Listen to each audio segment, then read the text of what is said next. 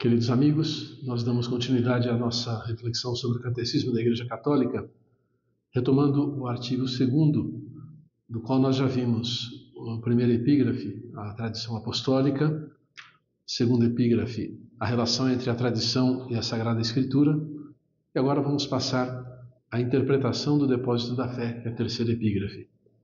Vista, pois, a relação profunda entre a tradição e a Sagrada Escritura, nós podemos pensar nesse contexto, em como a Igreja recebe e acolhe o depósito da fé, o tesouro que lhe é confiado, e como ela interpreta e comunica esse tesouro da fé, o Depositum Fidei. Nós passamos então ao número 84 do Catecismo. O depósito da fé confiado à totalidade da Igreja. O patrimônio sagrado da fé, Depositum Fidei, como chama a primeira carta de São Paulo a Timóteo, capítulo 6, versículo 20, está contido na Sagrada Tradição e na Sagrada Escritura. Ele foi confiado pelos apóstolos à totalidade da Igreja. E abrindo aspas, aqui cita-se precisamente a Dei Verbum número 10, que é aquela constituição dogmática sobre a Sagrada Revelação, né? Apegando-se firmemente ao mesmo, o povo de Deus, o povo santo todo, unido a seus pastores, persevera continuamente na doutrina dos apóstolos e na comunhão, na fração do pão e nas orações, de sorte que na conservação e no exercício e na profissão da fé transmitida se cria uma singular unidade de espírito entre os bispos e os fiéis. Veja, aqui são muitas coisas importantes concentradas numa grande afirmação. Apegando-se firmemente ao mesmo, isto é, ao depósito da fé, aquele tesouro que foi confiado por Cristo aos apóstolos e depois de geração em geração, até chegar até nós pela sucessão apostólica, foi confiado ao colégio episcopal. Mas não só confiado ao colégio episcopal, como os docentes, sem que haja a participação do povo de Deus. O povo de Deus acolhe a divina revelação com aquela infalibilidade no ato de fé que é própria da comunhão entre pastores e povo de Deus e fiéis, não? Então, apegando-se firmemente ao depósito da fé, o povo santo todo, unido aos pastores, persevera continuamente no quê? Na doutrina dos apóstolos, naquilo que Jesus ensinou aos apóstolos e os apóstolos transmitiram aos sucessores, e na comunhão, na unidade de intento que é a busca do reino de Deus e da sua justiça e da realização da busca da realização das promessas de Cristo no seio da igreja, da comunidade eclesial. Se apega também na unidade, na fração do pão e nas orações, de sorte que na conservação e no exercício e na profissão de fé transmitida se cria uma singular unidade de espírito entre os bispos e os fiéis. Até difícil separar e explicar essas frases, não? No entanto, nós temos essa menção aos Atos dos Apóstolos, que fala da doutrina da fé, dos apóstolos, da comunhão, da fração do pão e das orações. Nós recebemos tudo isso da Igreja, isso faz parte da grande tradição da Igreja, estão contidas na tradição não só as doutrinas que são ensinadas pelos apóstolos, mas também os tesouros de comunhão, sobretudo da comunhão espiritual entre pastores e fiéis em Cristo, nossa cabeça da Igreja, né? Na fração do pão e nas orações, na Eucaristia. Há um documento muito belo, recente da Igreja, que diz que a Eucaristia faz a Igreja e a Igreja faz a Eucaristia, né? A Igreja faz a Eucaristia no sentido que ela celebra e confecciona o pão vivo descido dos céus como alimento de vida eterna para os seus membros. Mas a Eucaristia que cria a unidade espiritual e a unidade sacramental do povo de Deus, que gera essa unidade sacramental que nos leva como tensão para a Jerusalém Celeste e a liturgia celeste, né? Na conservação, no exercício e na profissão da fé, se cria, portanto, uma singular unidade de espírito entre os bispos e os fiéis. Então, a comunhão da igreja não é apenas um ideal, mas é uma realidade fundada sobre o tesouro da fé deixado por Jesus Cristo, sobre o depositum fidei, aquilo que é transmitido de geração em geração, que consiste não só, repito, em conhecimentos doutrinais, mas num modo de vida fundado na graça de Deus, na graça da Eucaristia, na graça dos sacramentos e na comunhão eclesial que nos é dada como tesouro de unidade. Qual é o papel do magistério da igreja? Então, lemos no número 85, o magistério da igreja, portanto, a função dos sagrados pastores, o munus docendi, o munus de ensinar dos sagrados pastores, se realiza desse modo. O ofício de interpretar autenticamente a palavra de Deus, escrita ou transmitida, foi confiado unicamente ao magistério vivo da igreja, cuja autoridade se exerce em nome de Jesus Cristo. Isto é, foi confiado aos bispos em comunhão com o sucessor de Pedro, o bispo de Roma. E aqui nós podemos falar disso, se vai aprofundar mais adiante, que a garantia da unidade da igreja está na comunhão dos pastores, dos bispos do mundo inteiro com o bispo de Roma, né, que recebeu de Cristo a graça da infalibilidade em matéria de fé e de costumes, de fé e de moral. Então, na medida em que os bispos do mundo inteiro, espalhados como cabeças das suas igrejas particulares, estão em comunhão com o Comando Pontífice, com o bispo de Roma, nós, de algum modo, beneficiamos desse carisma da certeza da verdade e da inerrância, por assim dizer, participada, da infalibilidade participada do munus do Santo Padre, não?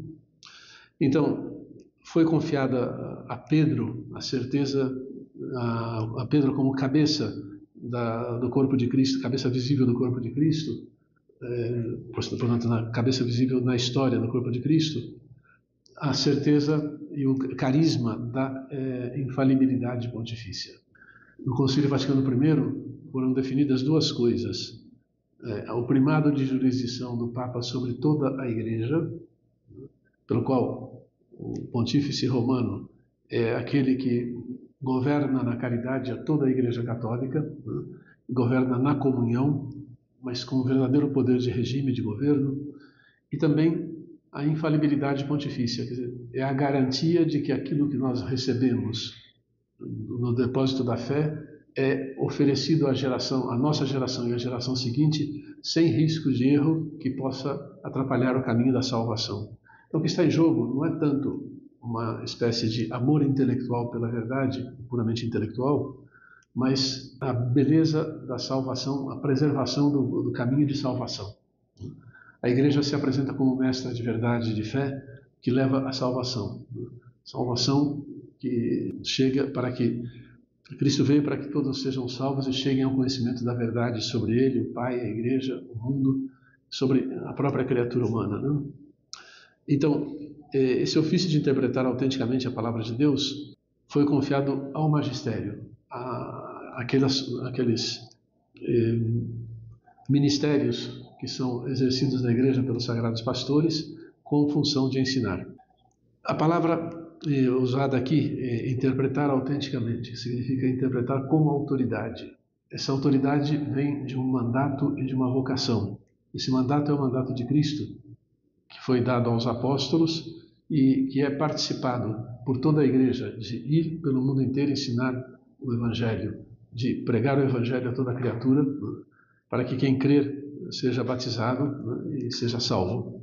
Aqui o catecismo, no número seguinte, vai dizer que há uma particular, um fato particular a se fazer atenção, que é, diz o texto, todavia, tal magistério não está acima da palavra de Deus, mas a serviço dela, não ensinando senão o que foi transmitido, no sentido de que, por mandato divino, com assistência do Espírito Santo, piamente ausculta aquela palavra, santamente aguarda e fielmente a expõe, e desse único depósito de fé tira o que nos propõe para ser crido como definitivamente revelado. A certeza que nós devemos ter em nós é de que a Igreja não pode ensinar com autoridade nada que seja diferente do que está contido no depósito da fé. Ela pode aprofundar, pode e deve extrair daquelas verdades que foram dadas como semente a ser transmitida a todas as gerações. Então, da divina revelação, pode aprofundar, pode chegar a propor verdades com assistência do Espírito Santo que são consequências das verdades reveladas, né? Então, diz o texto, repetindo, não pode transmitir senão o que foi transmitido, no sentido de que, por mandato divino, com assistência do Espírito Santo, piamente ausculta aquela palavra. A palavra auscultar é muito importante aqui. A autoridade da igreja, em primeiro lugar, deve fazer o que o médico faz quando usa o estetoscópio. Ele coloca o estetoscópio sobre o coração da pessoa e ausculta. Ele ouve o batimento cardíaco e identifica pelo batimento cardíaco, identifica coisas regulares ou irregulares que podem ser sintomas de alguma enfermidade ou de boa saúde. Então, a igreja, como o apóstolo São João, o discípulo amado, como ele fez na ceia do Senhor, coloca o seu ouvido no coração do seu mestre, né, e ausculta, procura ouvir do batimento do coração de Jesus, através das escrituras, da liturgia da igreja, da divina revelação, dos sacramentos e da pregação constante da igreja vinda até nós pelos padres e pelos teólogos e pelos mestres da fé, chegar a tirar consequências novas de coisas do depósito da fé. De tal modo que nós tiramos coisas novas, velhas daquela arca que todo o mestre da fé tem, né, à disposição, que é precisamente o depósito filii. Então a igreja ausculta piamente aquela palavra, santamente aguarda. A igreja é guardiã do depósito da fé. Ela é chamada a cuidar desse tesouro com todas as suas forças, com toda a sua fidelidade, com todo o seu amor. Santamente guarda e fielmente expõe, né? Então, ao transmitir, a igreja deve ser fiel àquilo que ela recebeu desde as origens, né? Não pode mudar nada do que foi proclamado como de fé ou que deva ser definitivamente revelado, né? Definitivamente proposto como verdade de fé. Então é até muito difícil falar desse tema, mas é muito importante que nós tenhamos clareza disso, que o magistério da igreja as pessoas que recobrem o cargo, a função, o ofício, o munus pastoral de transmitir a divina revelação, elas têm como primeira obrigação a escuta da palavra de Deus, a escuta amorosa, a escuta piedosa, auscultar, né? Como diz o termo médico. Então, de tal modo que o primeiro ouvido a ouvir a pregação da palavra de Deus é o ouvido do pregador, mais próximo dele, né? E esse ouvir a palavra de Deus deve anteceder toda a pregação. O número 87 do Catecismo continua dizendo assim: os fiéis, lembrando-se da palavra de Cristo aos seus apóstolos, quem vos ouve, a mim ouve, recebem com docilidade os ensinamentos e as diretrizes que os seus pastores lhes dão sob diferentes formas. Então nós que somos os fiéis, eu sou bispo para a comunidade cristã, mas antes de ser bispo eu sou um fiel, um cristão que deseja ardentemente conhecer o depósito da fé, a divina revelação, conhecer o que Deus tem a nos dizer hoje, aqui e agora, né? E receber tudo aquilo que a igreja, todo aquele tesouro que a igreja tem para transmitir de geração em geração. Agora, precisamente como fiel, eu também desejo ouvir dos pastores, do Santo Padre, desejo que os meus lábios sejam transmissores dessa verdade, de tal modo que a autoridade da pregação provenha do próprio Espírito Santo que toca, que infunde nos nossos corações a graça, e do próprio Cristo que enviou os apóstolos e os sucessores, né? Então, para que quando eu estiver pregando, se verifique aquilo que diz o Evangelho, diz Jesus no Evangelho: quem vos ouve, a mim ouve. Se eu pregar coisa diferente do que Jesus ensinou, não ouvirão a Jesus e não me ouvirão com autoridade. E provavelmente serei contestado. Então, os pastores são encarregados de transmitir com toda a profundidade e beleza o Evangelho da vida, o Evangelho do amor, o anúncio da Boa Nova, de tal modo que reflitam na sua pregação os ensinamentos e a vontade redentora do seu divino fundador. De tal modo que, repito, nesse caso, a nossa autoridade está na profunda comunhão com Jesus, além do poder magisterial que nós recebemos. Os pastores, através das diretrizes pastorais, através das cartas pastorais, através das pregações, através da comunhão, dos vários modos de gerar comunhão na comunidade eclesial, transmitem o tesouro da fé, transmitem, repetimos aquelas palavras dos Atos dos Apóstolos, a comunhão na doutrina dos apóstolos, a perseverança na comunhão, na fração do pão e nas orações. Passamos agora, depois de ter comentado o magistério da igreja, ou seja, que é aquela missão dos pastores de transmitir com fidelidade o que receberam, ensinando aos fiéis como caminho de salvação, passamos agora aos dogmas de fé. O magistério da igreja empenha plenamente a autoridade que recebeu de Cristo quando define dogmas, isto é, quando, utilizando uma forma que obriga o povo cristão a uma adesão irrevogável de fé, propõe verdades contidas na revelação divina ou verdades que com estas têm conexão necessária. Aqui é muito interessante ver que a palavra dogma significa regra de fé. Muito interessante ver que o dogma não cria nenhuma verdade nova. Quando a igreja proclama o dogma da Imaculada Conceição, quando ela proclama o dogma da Assunção de Nossa Senhora, ou do primado de jurisdição do Papa, ou da infalibilidade pontifícia, ou ainda dogmas como, por exemplo, os dogmas relativos aos sacramentos e ao cânon das Escrituras. A igreja empenha a sua autoridade, toda a sua autoridade, para dizer: isso aqui é regra de fé para nós. Quem quer ser católico deve acreditar nisso, porque isso foi transmitido de geração em geração e chegou até nós hoje. E aonde a igreja vai buscar essas verdades sobre as quais ela empenha a sua autoridade? Precisamente na divina revelação, precisamente nas Sagradas Escrituras e na tradição. E é muito interessante ver que a igreja sempre procura, ao proclamar um dogma, com toda a autoridade, investindo toda a sua autoridade, mostrar os fundamentos da divina revelação. Então, o magistério da igreja empenha plenamente a autoridade que recebeu de Cristo quando define dogmas.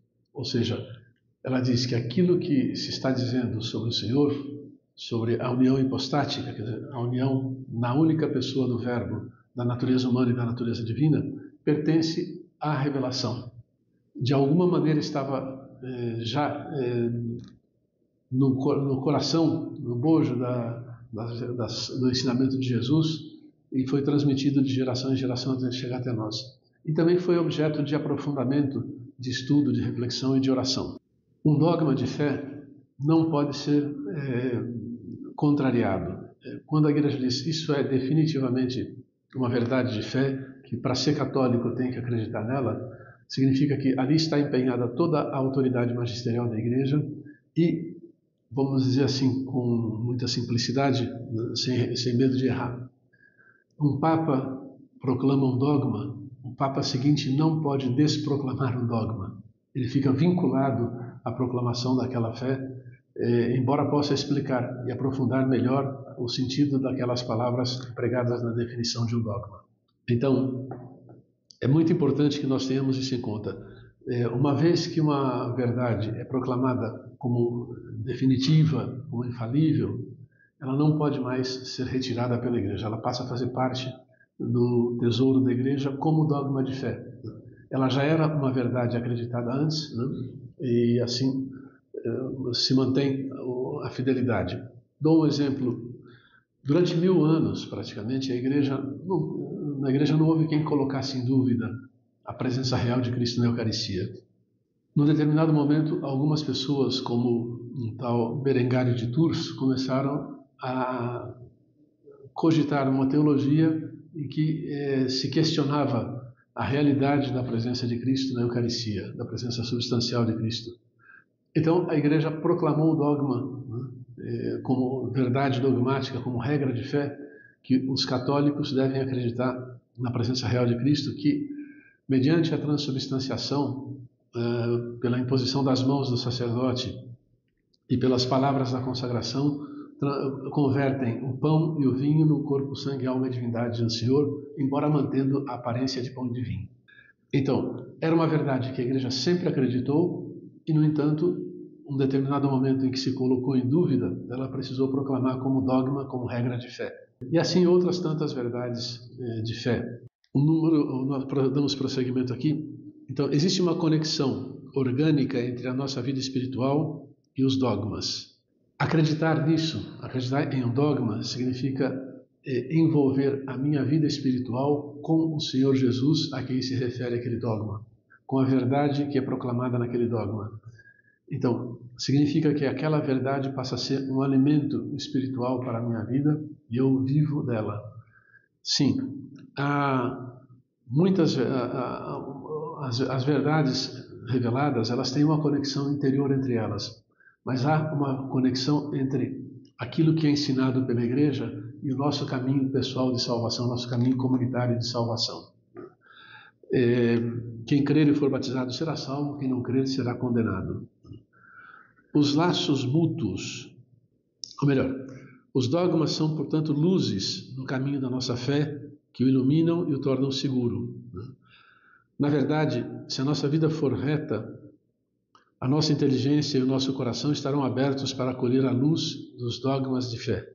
Então é muito bonito ver isso, que quando o coração está bem disposto, né, quando nós temos reta disposição para o conhecimento da verdade, a nossa inteligência está aberta à verdade, o nosso coração está aberto à busca do bem, né, e a abraçar o bem que nós conhecemos como verdade pelo conhecimento intelectivo e pelo conhecimento da fé, então fica muito fácil acolher os dogmas de fé da igreja.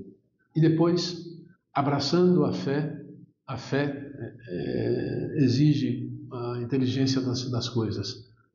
A fé pede a inteligência das coisas. Então nós podemos aprofundar aquilo que nós recebemos como verdade sobrenatural, nós podemos aprofundar através da oração, dos estudos teológicos e assim por diante.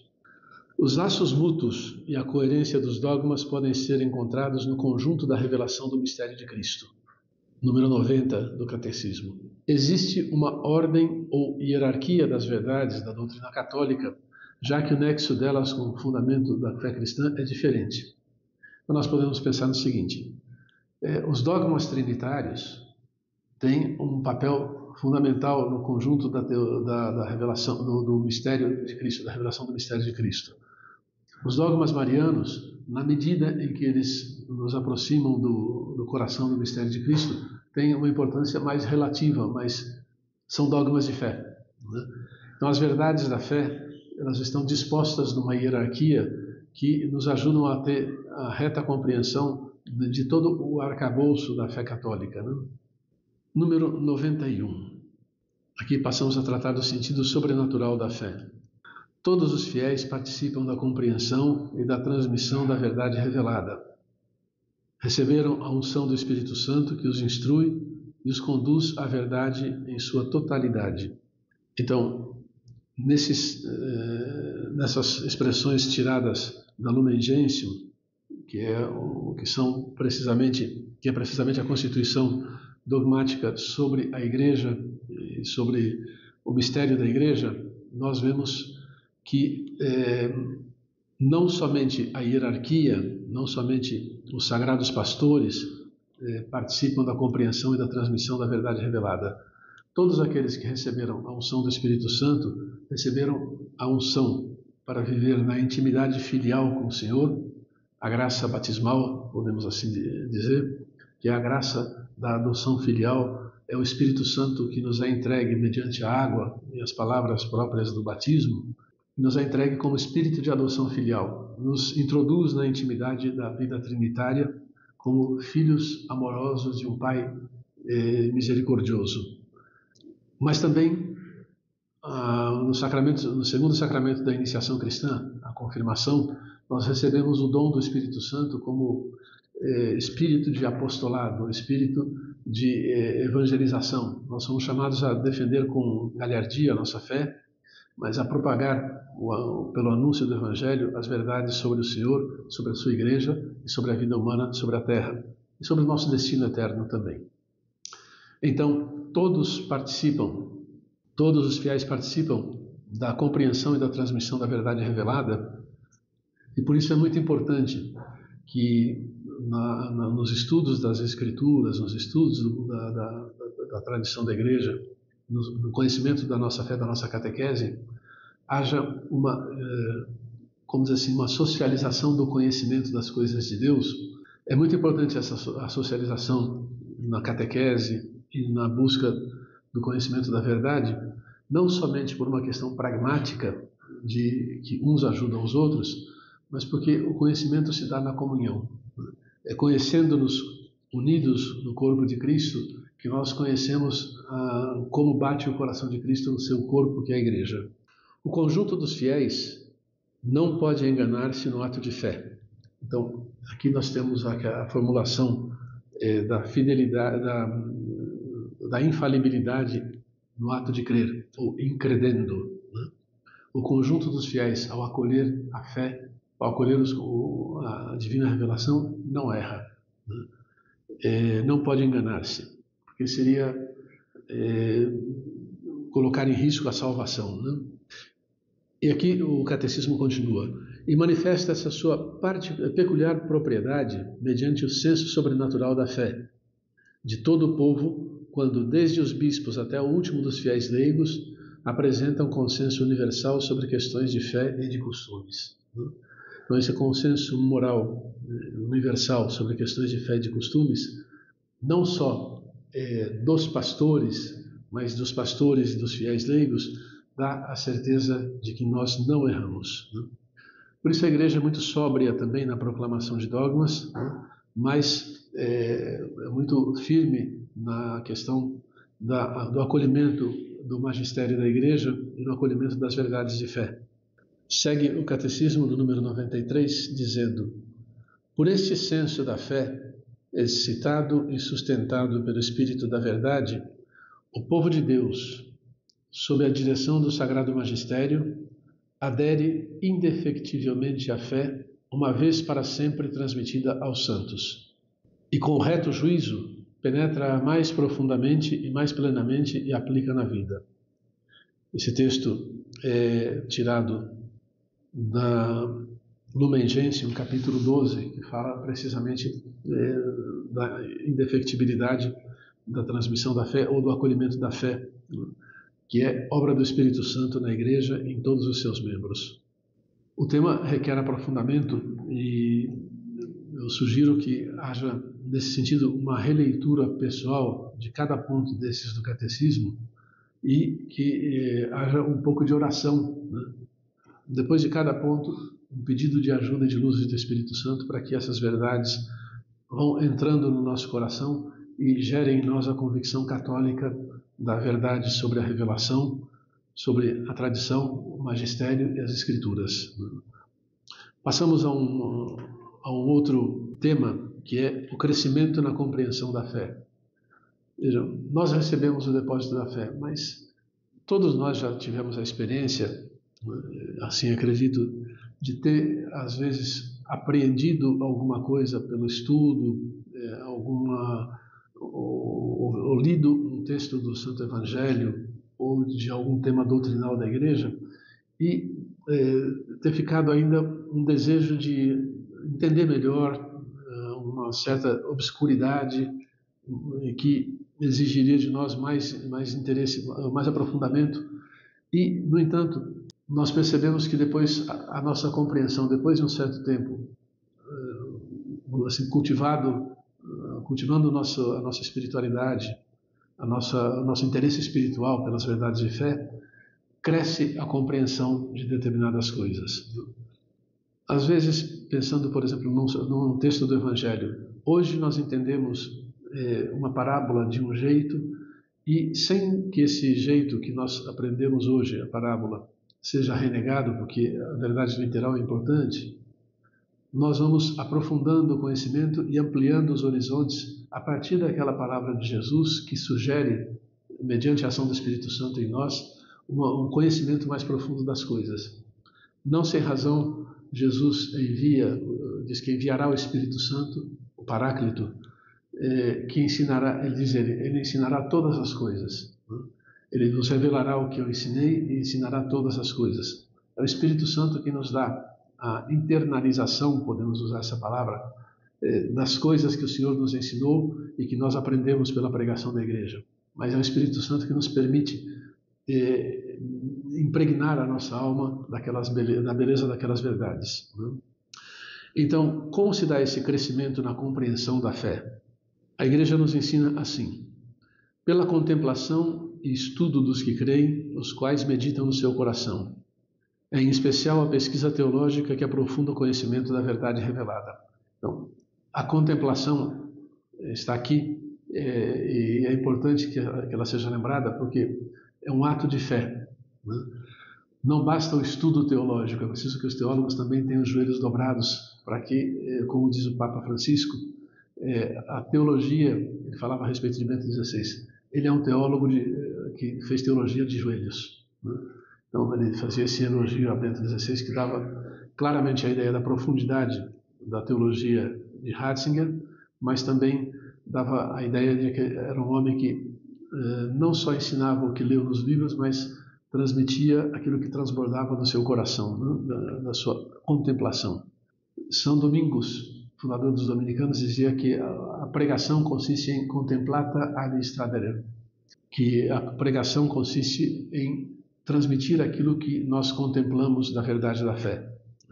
Então a pesquisa teológica é muito importante, mas a oração sobre o resultado da pesquisa teológica, a contemplação, é também igualmente importante. Segundo passo, diz o catecismo, pela íntima compreensão que os fiéis desfrutam das coisas espirituais. Uma verdade de fé pode ser desfrutada pelos fiéis, pelos leigos, pelos contemplativos, pelas pessoas que exercem obras de misericórdia, de um tal modo que se alargam os horizontes do coração e do intelecto. Às vezes, uma pessoa de grande simplicidade ouve a pregação, ouve uma leitura da palavra de Deus e começa a dar explicações que os melhores teólogos teriam dificuldade de dar. Então, aqui diz, as palavras divinas crescem com o leitor. Na medida em que nós abrimos o nosso coração aos desígnios de Deus, que abrimos o nosso coração ao cumprimento da vontade de Deus, a que se faça em nós segundo a sua palavra, então as palavras divinas crescem em nós e na nossa compreensão. Pela pregação daqueles que com a sucessão episcopal receberam o carisma seguro da verdade. Então cresce também pela pregação. Nós temos visto ultimamente uma riqueza imensa da pregação dos papas, nas suas catequeses às quartas-feiras, nas suas homilias, mas também nos documentos que, depois de muito estudo e de muita oração, são colocados à disposição dos fiéis. E vamos concluindo com o ponto 95. Fica, portanto, claro que, segundo o sapientíssimo plano divino, a Sagrada Tradição, a Sagrada Escritura e o Magistério da Igreja estão de tal modo entrelaçados e unidos que um não tem consistência sem os outros, e que juntos, cada qual, a seu modo, sob a ação do mesmo Espírito Santo, contribuem eficazmente para a salvação das almas. Então, a divina revelação, dada por essas três vias, inseparáveis entre elas, pela pregação apostólica, dada na Sagrada Tradição, na Sagrada Escritura e pelo ensinamento do Magistério, são indissociáveis e elas têm um papel de contribuição eficaz para a salvação das almas, para o bem das almas, para o crescimento espiritual nosso e a salvação eterna também.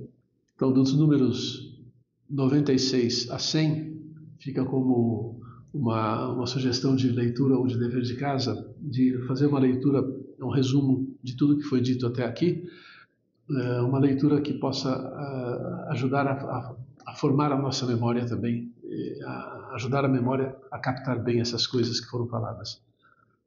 Que Deus nos abençoe e na próxima vez começaremos o artigo 3º sobre a Sagrada Escritura.